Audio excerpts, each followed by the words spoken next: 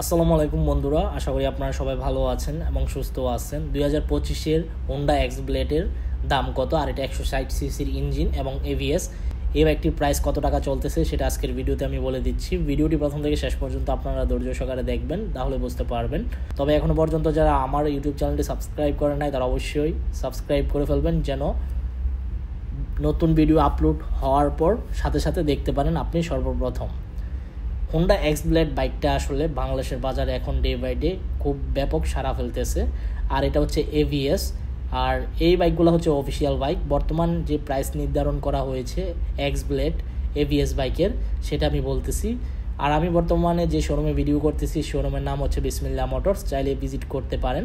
বিসমিল্লাহ মোটরসে আপনার Honda x blade ABS বাইকটির প্রাইস চলতেছে আপনার 2,40,000 টাকা। কত টাকা দাম চলতেছে? 2,40,000 টাকা। তো যারা নিতে চান অবশ্যই হোন্ডা এক্স ব্লেড এভিএস বাইকটি নিতে পারেন। কালার তো অ্যাভেলেবেল আছে, ব্লু, ব্ল্যাক, রেড, প্রত্যেকটা কালারই অ্যাভেলেবেল আছে। তো আপনারা জাস্টিফাই করে বাইক ক্রয় করবেন। আর যেই ব্র্যান্ডের বাইকই ক্রয় করেন সবসময় বলি আমি, ব্রেকিং পিরিয়ড মানবেন। 1,500 থেকে 2,000 কিলোমিটার পর্যন্ত ব্রেকিং পিরিয়ড মেনে চালাবেন। কেননা ব্রেকিং পিরিয়ড মেনে চালালে আপনার জন্য ভালো এবং বেস্ট আমি মনে করি। মাইলেজ খুব ভালো পাবেন এবং ইঞ্জিন পারফরমেন্স লং লাস্টিং পাবেন। তো এই ছিল হোন্ডা এক্স ব্লেড বাইকটি সম্পর্কে আপডেট ইনফরমেশন, 160 সিসির এভিএস বাইকটি সম্পর্কে।